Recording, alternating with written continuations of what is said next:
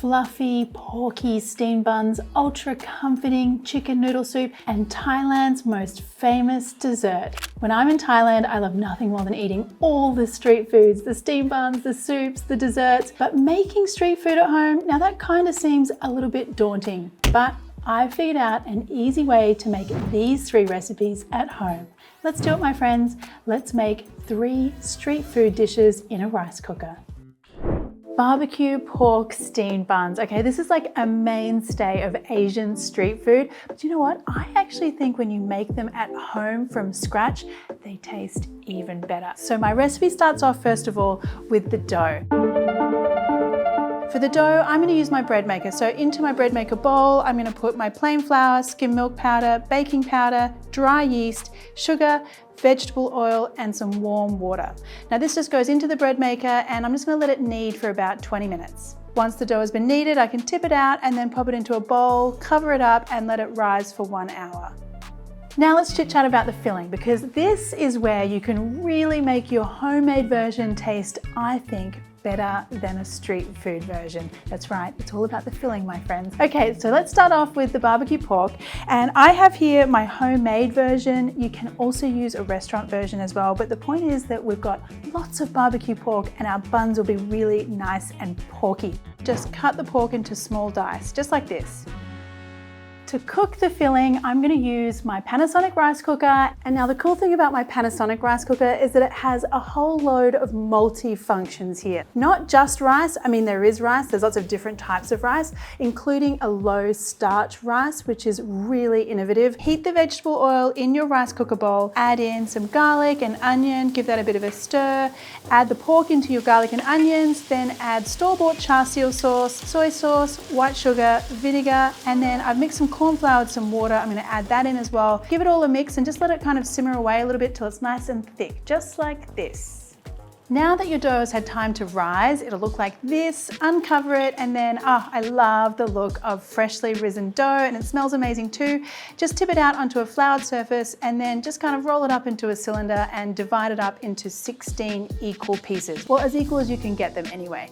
Roll those pieces up into little balls. These buns are ready to go, and don't they just look so cute? I'm very excited here. Now, you guys have told me that a lot of you just don't have room for like a big bamboo steamer because you don't use it that often. Now, the cool thing about my Panasonic rice cooker is that it has a steamer function, so it means you don't have to keep a bamboo steamer handy in your kitchen. And then now we're ready to shape our buns. Take one piece of dough, roll it out, and then what you want to do here is kind of like flatten out the edges of the dough, but leave the middle a little bit thicker. This is going to help when you're like folding the dough. You'll see in a minute. Now take a good tablespoon of your filling, put that into the center, and then you need to use your thumb and your index finger to kind of pleat your way around the filling, twisting as you go until you get this kind of situation happening, and then twist again so you can pull off the excess dough, and this is your bun. Cover the buns with a damp tea towel and let them rest again for another 10 minutes or until they're kind of slightly puffed up a little. To cook the buns, you want to get your rice cooker steaming with a little bit of water in the base. And then for the steamer basket here, I'm going to put a liner in here. You could also just cut out a piece of baking paper and poke some holes in it. Put your buns into the steamer basket. You'll need to do that in batches. And then put your basket into the rice cooker and steam for 10 minutes. So this is very satisfying. Oh my goodness. You can take them out of the steamer basket, pop them onto a plate. I like to serve a little bit of sambal oelek or chili paste on the side. I get very excited about this. Let's open one of these up. Cue, slow-mo. Fluffy. That pork is so sticky and amazing. Chili sauce. It really is so good when you make these at home. They're fluffy. The center, the filling is so porky and like the flavor is so intense. Yum.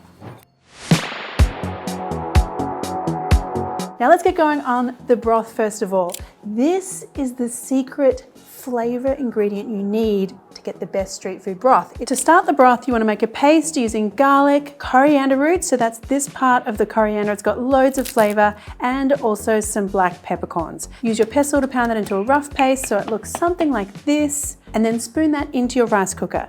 Add your chicken Marylands. This is a really budget-friendly cut of meat, which I really love using for soup broths. Some fresh ginger, fish sauce, sugar, salt. Top that up with some chicken stock. You could use water here, but the chicken stock does give you a bit of extra flavor. Now I just set this to the soup function and let it do its thing. I don't even have to check it. I don't have to come back and have a look. Is it too hot? Is it not hot enough? And we're gonna have a beautiful broth at the end.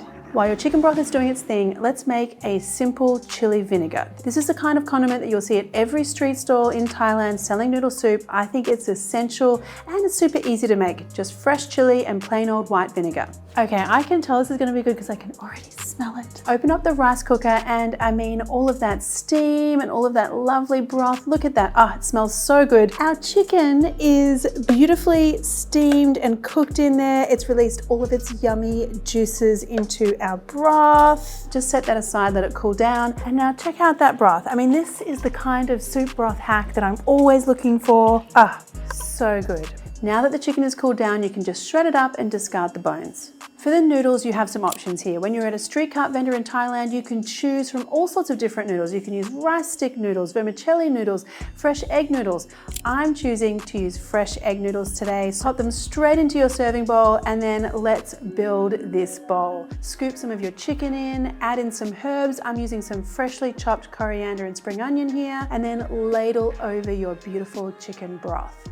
Final garnishes to give you that authentic street food vibe, just some bean shoots and your pickled chili vinegar and also some Thai chili powder. Let's just talk about Thai chili powder for a minute because a lot of you guys ask me about it. When you're looking for Thai chili powder, look for a Thai brand for starters, but also the texture of it is really key. So you have little bits of your chili seeds in here, plus powder, plus also you can kind of see chunks of dried chili in here. That tells you that it's like a really fresh homemade kind of version, which I really like. And that, my friends, is your Thai street food style chicken noodle soup. I am seriously impressed with this bowl. I love that it looks legit, it smells legit, it's got all the condiments. Oh my goodness, so good. The flavor, it tastes like it's been just simmering away at like a street cart for hours and hours and hours. It's so good. Chili noodles, I am loving this. Thailand's most famous street food dessert would have to be mango sticky rice. Actually, not even just street food, just dessert in general. So I'm gonna make my version of this in a very simple way. Let's start off with the rice itself. Now, sometimes this rice is called glutinous rice and sometimes it's called sticky rice, but you're on the lookout for either of those two things at your Asian grocery store. And you need to do a little bit of prep work, so you just wanna soak it in some water overnight. This is what it looks like once it's done its soaking, and what you need to do is just strain off the starchy liquid. So I like to line a sieve with some cheesecloth and I pour the rice and the water straight into there and then just kind of give it a bit of a drain. To prep your rice cooker, you want to pour at least 2 or 3 cups into the bottom of the rice cooker bowl. And then I have a handy steamer basket in my rice cooker, so I can put that in, and then I put my cheesecloth wrapped rice into that steamer basket, close the lid, and then I select the steam function for 1 hour or until it's cooked through. In the meantime, you need to make like a coconut soaking liquid for the sticky rice. I'm going to show you what to do with it later, but you need coconut milk, sugar, salt, give it a whisk, and then leave that until the rice is ready. An hour later, open up your rice cooker and scoop the sticky rice out into your coconut sauce that you made in the bowl and give that a really good mix. This is one of the real secrets to an authentic Thai mango sticky rice. It's this like soaking thing that happens with the sticky rice.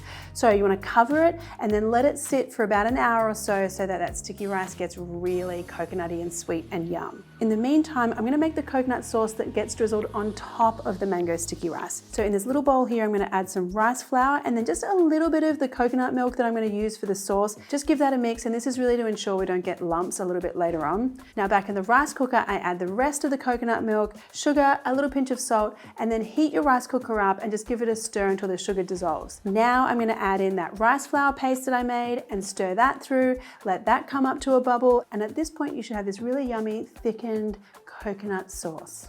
To bring everything together, you want to pile up some of your sticky rice, add some sliced mango to the side, and then drizzle over your coconut sauce. Now, one final thing, in Thailand, you will often get this little like yellow crunchy business that happens on top of your mango sticky rice. That's actually crispy mung beans. So have a look here. This is the packet that I got from my Asian grocer. It's pretty easy to find actually. It tastes kind of like a crunchy nut. So you could do like crunchy peanuts if you can't get a hold of the mung beans. Sprinkle those on top and you are good to go. Looking forward to this.